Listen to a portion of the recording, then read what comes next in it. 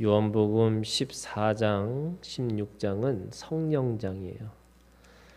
성령의 역사는 이 사도행전을 읽으면 성령의 역사가 어떻게 일어나는지 그것을 보여주는데, 그 성령이 누구냐, 또 성령이 어떤 일을 하시는가라고 하는 것을 요한복음 14장과 16장에서 설명하고 있는 거예요.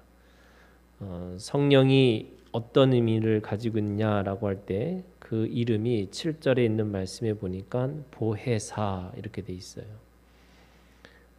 예수님이 떠나시면 반드시 성령이 우리 가운데 오시는데, 그 성령의 이름은 보혜사라고 얘기합니다. 근데 이 보혜사라는 말이 되게 어려운 말이라고 생각할 수 있지만, 이 돕는 배필이라는 뜻이에요. 그래서 그냥 영어로 하면은 헬퍼라는 뜻이 있습니다. 대문자 헬퍼죠. 그러니까 하나님의 도우심과 그리고 지지와 격려, 그리고 깨닫게 하시고, 또 사람들이 어떻게 살아야 되는지, 무엇을 어떻게 해야 되는지, 이거를 성령이 오셔서 우리 가운데 보혜사로 일을 하시겠다라고 말씀하시는 거예요. 그 일을 예수님은 보혜사가 하시는 일을 세 가지를 얘기를 해요. 첫 번째는 8절에 보니까 죄에 대하여, 두 번째는 의에 대하여, 세 번째는 심판에 대하여 이렇게 말씀하고 있어요. 그러니까 성령이 우리 가운데 오셔서 그리고 내 안에 들어오셔서 하시는 일이 세 가지가 있다는 거예요. 그게 뭐냐면 첫 번째는 죄에 대한 깨달음을 알게 되는 거죠.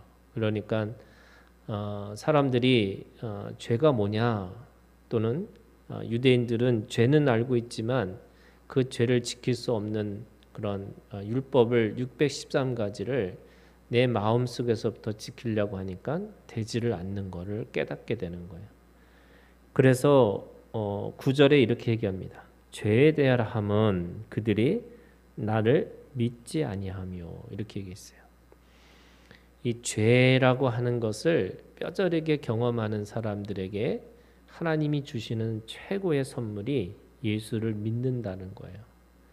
그 성령이 아니고서는 사람들이 믿음을 가질 수가 없다는 거예요. 그래서 예수를 나의 주님, 예수를 주라고 시인하는 자들은 성령이 아니고서는 할 수가 없다, 이렇게 얘기하는 거죠. 그래서 예수님이 우리 가운데 진정한 구원자, 그러니까 최종적인 마지막에 최종적인 심판자의 심판대 앞에서 우리를 구원하실 분이 바로 예수 그리스도, 그분밖에 없다. 이것을 깨닫게 하는 것이 성령이라고 하는 거죠. 그런 의미에서 최고의 죄라고 하는 것은 뭐냐면 믿지 않는 게 죄인 거예요. 우리가 도덕적이고 윤리적인 어떤 개념의 그런 이 죄를 생각하는 건데, 원래 이 죄라고 하는 것 속에는 관계라는 뜻이 있는 거예요. 그러니까 하나님하고 관계하지 않는 것이 죄예요. 그런데 사람은 아무리 대단한 지식과 대단한 노력으로 하나님하고 연결할 수가 없다는 거예요.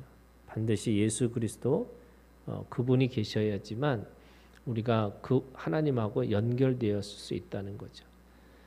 그래서 성령은 우리가 어떤 일을 할 때마다 예수님을 기억나게 하고, 또 예수님의 말씀을 따르게 하고, 또 예수님이 살았던 그 삶에 대해서 우리가 동의할 수 있는 그런 걸 끊임없이 영원히 도와주시겠다라고 말씀하시는 거예요.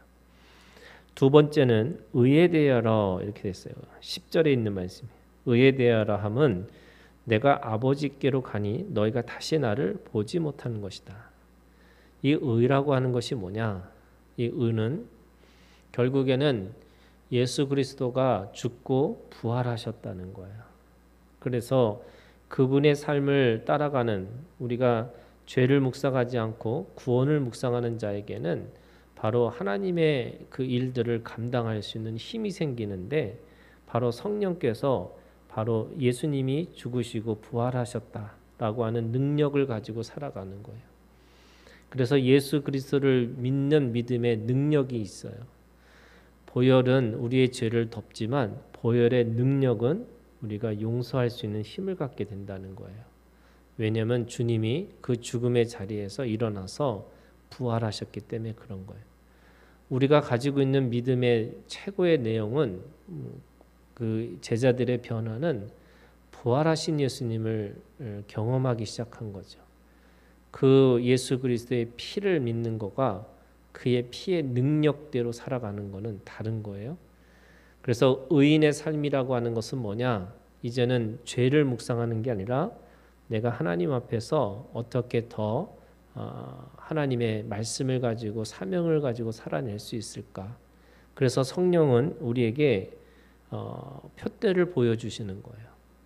그래서 우리는 뒤돌아보는 인생이 아니라 표대를 향해서 나아가는 인생들이고, 내가 가지고 있는 허물과 주름 잡힌 것과 티를 바라보는 것이 아니라 그 티와 주름과 그 허물 속에서도 예수 그리스도의 보혈로 덮어지는 능력을 따라서 살아가는 거예요. 그러니까 오늘 이 성령의 예수 그리스도의 속량이 있고 이 성령의 속량이라는 게 있어요. 그게 뭐냐면 예수님의 속량은 죄를 덮어주는 속량이었다면 성령께서 주시는 속량은 우리가 끊임없이 앞으로 나아가서 성장하고 성숙해지기를 도와주고 계시다는 거예요. 그런 의미에서 의에 대하여 성령은 우리에게 계속 의를 추구하게 하시고 그 안에서도 믿음을 통해서 믿음의 능력들을 보여주게 하시고 그 믿음의 능력을 따라서 자라나기를 원하고 계시는 거죠. 성령이 그런 겁니다. 마지막으로 11절에 심판에 대하여는 이 세상 임금이 심판을 받았습니다. 이렇게 얘기합니다. 세상의 힘과 모든 권력을 가지고 있는 자들이 최종적인 승리자가 아니라 바로 예수 믿는 자들이 이 모든 것의 승리자가 될 것이다 라고 말씀하고 있는 거죠. 그것을 소망이라고 얘기하는 겁니다. 성령을 믿는 사람들에게 주시는 이게 첫 번째 나타났던 게 뭐냐면 꿈과 환상과 예언을 했다라는 거잖아요. 꿈을 꾸고 환상을 보고 예언하는 것이 뭐냐면 그들에게 있어서 소망의 이 소망을 가지고 하나님의 나라를 보기 시작했다는 거예요.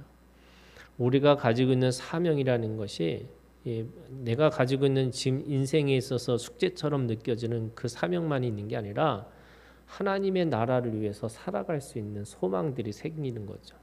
그래서 마지막에 최종적인 심판을 이 세상의 임금, 이 육체의 소욕을 따라서 살아가는 그 모든 사람들에게 그렇게 주어질 것이다. 이렇게 말씀하고 있습니다.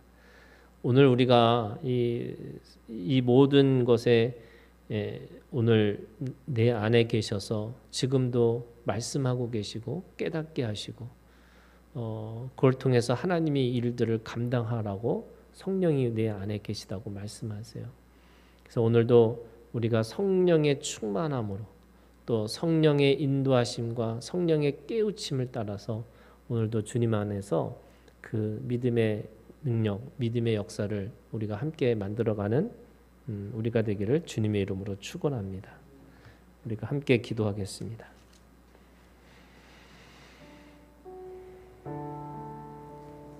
여러분, 우리 안에 하나님의 보혜사 성령이 계시다고 말씀하세요.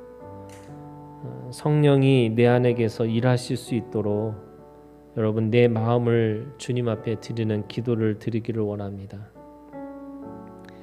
내가 가지고 있는 선입견, 내가 가지고 있는 편견이 아니라 내 안에 계신 성령께서 깨닫게 하시는 것, 또 성령께서 알게 하시는 것, 또 성령께서 우리 가운데 원하시는 것, 여러분 그거 하기 위해서 이 시간 성령이 내 안에 오셔서 나를 주장하시라고, 내 몸이 내가 주인이 아니라 성령께서 내 몸의 주인으로 오셔서 주님이 하시고자 하는 것, 그래서 성령이 말하게 하심을 따라 또 성령이 하게 하심을 따라 성령의 능력을 따라서 우리가 그렇게 살겠노라고 우리가 주님 앞에 성령을 초청하고 그 초청하신 그 성령이 내 마음의 주인 되시기를 여러분 이 시간 주님 앞에 함께 기도하기를 원합니다. 기도하겠습니다.